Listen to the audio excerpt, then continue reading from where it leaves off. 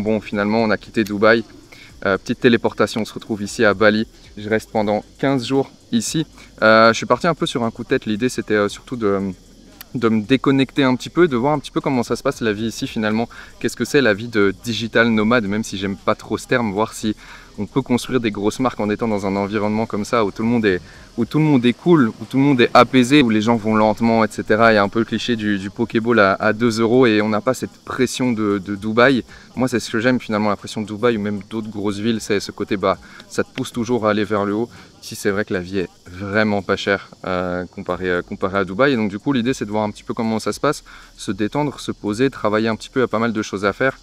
Là, je suis à Ubud pendant 4 jours, puis je vais descendre dans le sud pendant un petit moment.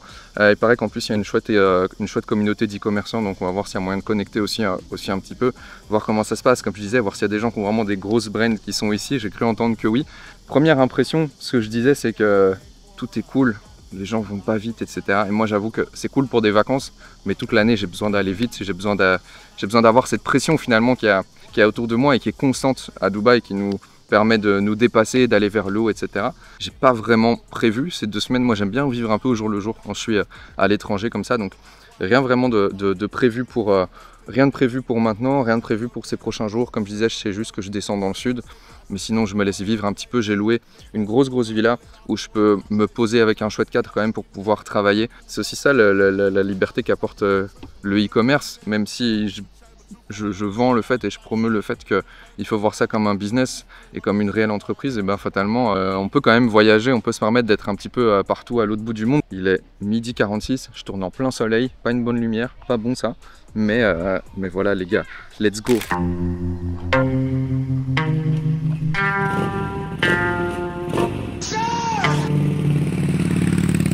Blue jeans, white shirt, walked into the room, you know you made my eyes burn. It was like James Dean, for sure.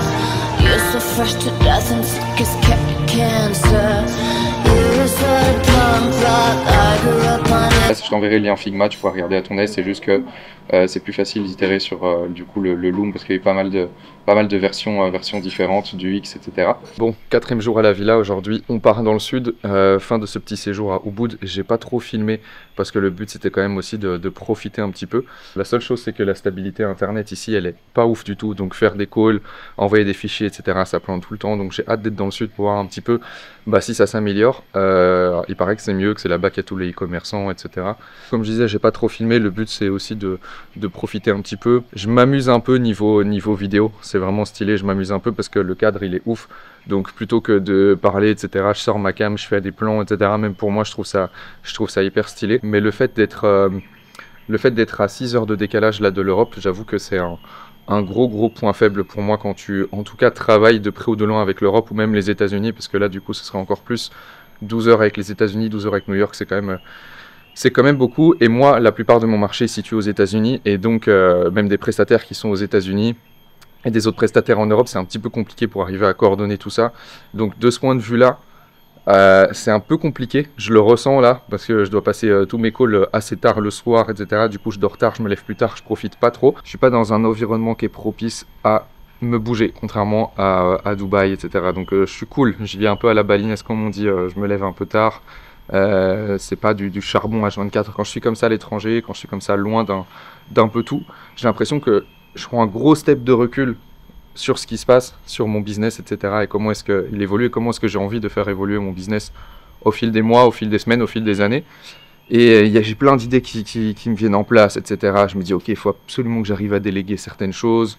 Quels sont mes goulots d'étranglement? Qu'est-ce que je dois améliorer, etc. J'ai l'impression que je prends du recul par rapport à plein de choses. Après, bon, du coup, je parlais du décalage horaire, c'est cool que le matin, du coup, tout le monde dort parce que si tu veux taffer, tu peux taffer. T'es pas dérangé, etc. Donc ça c'est déjà cool.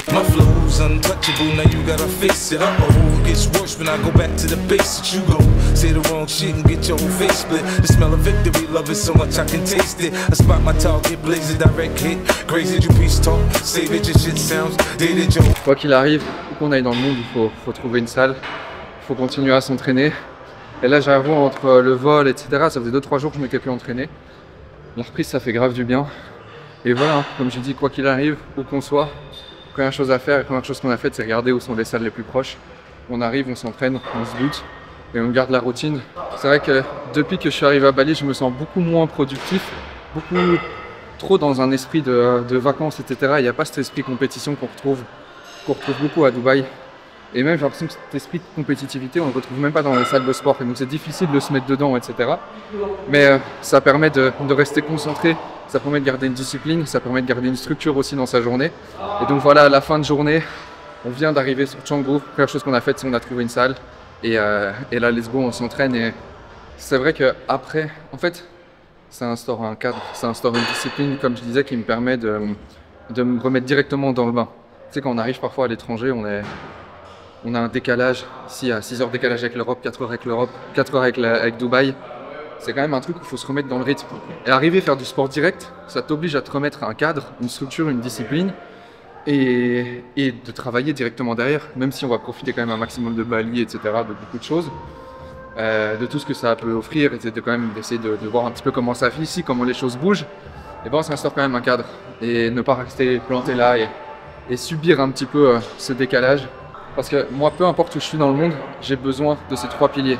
Sport, boulot et nutrition. Et j'ai l'impression que ma journée, à la fin, elle n'a pas été remplie si j'ai pas rempli ces 3 piliers-là. Et en tout cas, j'ai pas cette sensation d'avoir accompli quelque chose. Alors parfois, ça peut déborder, parfois, il peut y avoir plus de sport, parfois moins de sport, parfois, il peut y avoir plus de travail, parfois moins de travail. Mais j'ai besoin de ces piliers-là pour avoir cette sensation d'accomplissement en fin de journée. Je sors du bâtiment, je me sens comme à Baltimore. Je prends le maniement. On vient d'arriver dans la nouvelle villa, le nouvel office pour la prochaine semaine, pour les 5 prochains jours, il me semble, quelque chose comme ça. On est à Canggu et changement d'ambiance total. On a pris un truc plutôt moderne, loin de la jungle. Beaucoup plus de touristes, beaucoup plus de monde, beaucoup plus bruyant aussi. Mais par contre, meilleure connexion internet. Donc pour taffer, je pense que ça va être beaucoup plus simple. Et voilà, parce qu'au bout, ça a été galère de ouf. Impossible de faire des calls, impossible de rien faire. Il y a eu une panne de courant générale, je crois, dans presque tout le pays, mais principalement sur Ubud, de 4-5 heures en fin d'après-midi. Donc vraiment le moment où je commençais à avoir tous mes calls, tous mes trucs à faire, etc. Donc un petit peu compliqué. Magnifique villa avec piscine qui s'étend jusque l'intérieur, donc c'est vraiment stylé pour le coup. J'en profite un petit peu pour discuter parce que il y a quelques semaines, ça a fait 5 ans que ma marque principale existe, 5 ans que ma marque principale tourne et évolue autour d'un branding, et je voulais partager avec vous les éléments qui pour moi me semblent indispensables quand on veut vraiment monter un bon branding, en tout cas une marque qui dure, une marque pérenne, une marque qui va évoluer avec le temps et qui va devenir un actif tangible, qui va devenir quelque chose qui se valorise, parce que finalement c'est ce qu'on cherche, c'est cette vision long terme, c'est cette vision aussi à créer un empire, à créer quelque chose de grand. Et il y a des fondamentaux pour ça, il y a des choses qui sont hyper importantes et il y a des choses que j'aurais aimé savoir avant, des choses que je continue d'appliquer encore aujourd'hui. La première chose, ce serait que la marque, ça s'arrête pas qu'à un logo, qu'à un branding, etc. La marque, c'est bien plus que ça. Au-delà de l'aspect, on va pas en parler aujourd'hui, mais voilà, prestataire, stock, etc.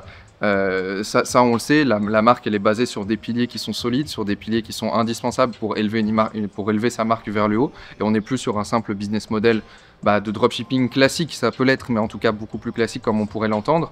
Aujourd'hui, c'est des process qui ont été mis en place, c'est des process logistiques, c'est des process d'expérience client, des process de packaging, des process de création, des process même entre les prestataires, etc.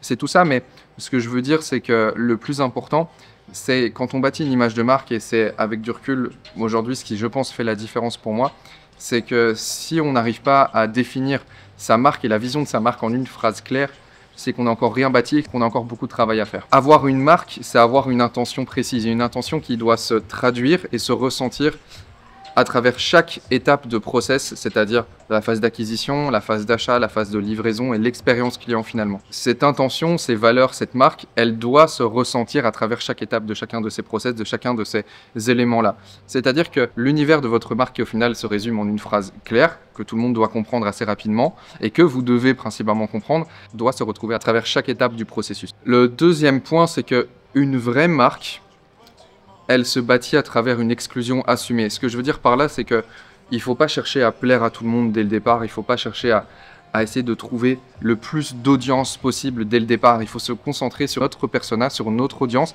et être OK d'exclure les autres. Vouloir plaire à tout le monde, finalement, c'est faire mourir sa marque. Il faut choisir un univers clair, un ton précis et une audience cible que tu comprends mieux qu'eux-mêmes finalement. Et surtout, il faut savoir accepter que du coup, il y en aura énormément qui seront pas OK avec ça et il y en a énormément à qui ça va pas parler. OK avec le fait que certains ne comprendront pas et c'est le prix finalement à payer pour créer de la résonance de ta marque, pour créer un univers de marque à part entière. On ne peut pas obtenir une image de marque forte sans une position tranchée. Le troisième point, c'est que si tu maîtrises pas tes prestataires, tout s'envole. Les prestataires, c'est le pilier même de la phase de scaling. C'est ceux qui vont faire que ta marque aussi va aller loin. Les prestataires, ils ont une place prépondérante dans l'évolution de ta marque, dans le scaling de ta marque. Si tes prestataires, ils sont pas fiables, si tes prestataires ne sont pas des prestataires à ton niveau, forcément, ça va pas fonctionner. Il faut que tes prestataires, ils comprennent l'univers de ta marque aussi, il faut qu'ils comprennent ton branding, il faut qu'ils comprennent aussi où est-ce que tu veux aller. Comme je disais, il faut qu'ils soient solides parce que des prestataires qui sont pas assez solides et qui te suivent pas dans tous tes process et dans tes phases de scaling, ça peut être des prestataires,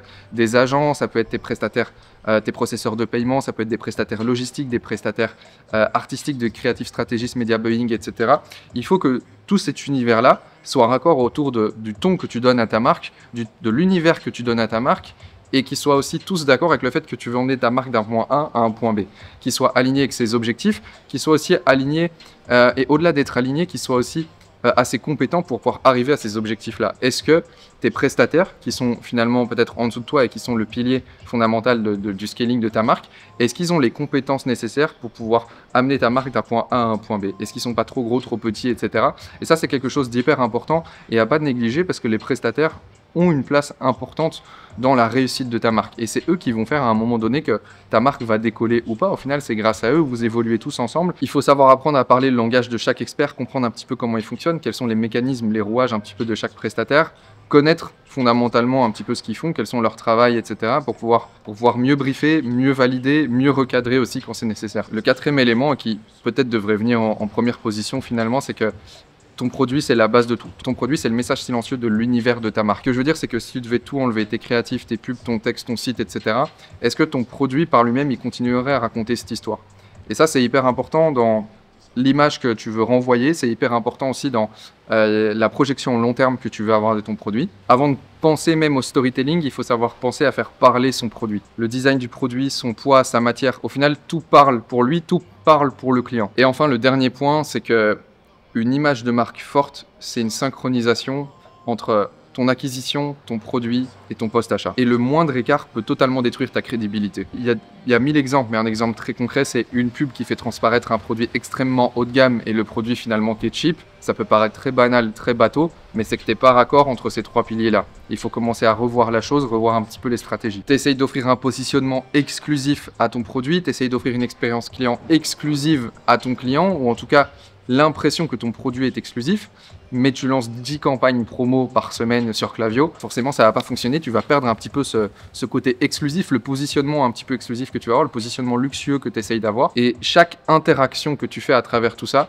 peut confirmer ou détruire l'idée que tu es en train d'essayer de donner à ta marque. Et le branding, finalement, c'est pas forcément une question que de design et de logo, d'identité, etc. Mais c'est surtout une question de cohérence perçue entre ces divers éléments. Tu construis pas une marque juste en pensant que c'est un logo. Tu construis une marque quand tout est pensé pour essayer de construire un sentiment clair dans l'esprit du client. Donc voilà, 5 ans après, même avec différents shops qui ont été lancés en parallèle, etc., j'essaie de me concentrer aussi sur mes plus grosses marques, parce qu'il n'y en a pas qu'une. Et c'est ça qui est important, et j'ai cette vision du coup d'essayer de les emmener vraiment vers le haut, d'essayer de les emmener beaucoup plus loin. Et ça va être l'objectif aussi de 2025, ça va être de travailler sur tous les éléments que je vous ai indiqués là, et notamment majoritairement sur les prestataires. J'en parlais déjà, mais cette phase de délégation qui est un petit peu plus compliquée pour moi. On a tous ces goulots entre peu d'étranglement, et moi c'est ça, c'est cette phase de délégation justement, beaucoup de mal à mettre ça en place. Et donc je vais travailler là-dessus. Et voilà, et le fait d'être à Bali, ça me permet d'avoir un peu de recul, comme je disais, cette vision, etc., un peu plus globale d'ensemble. Je vais revenir sur Dubaï vraiment avec full énergie. De toute façon, il y a encore une semaine sur Bali. Je pense que je referai encore quelques petites vidéos. Mais en tout cas, je sais que je reviens avec l'esprit beaucoup plus clair, parce que Bali, ça reste quand même assez tranquille, même si ici je suis dans une ville qui bouge beaucoup, etc. Ça reste apaisant, mine de rien. J'étais à Ubud là juste avant, et c'est apaisant, le fait d'être dans une ville un petit peu dans la jungle, etc. on est loin un petit peu des buildings de Dubaï, même si j'adore ça. Et donc c'était hyper intéressant, hyper inspirant pour ça. Et voilà, de toute façon, je vous montrerai la suite, les gars, et let's go. Merci beaucoup d'avoir regardé cette vidéo.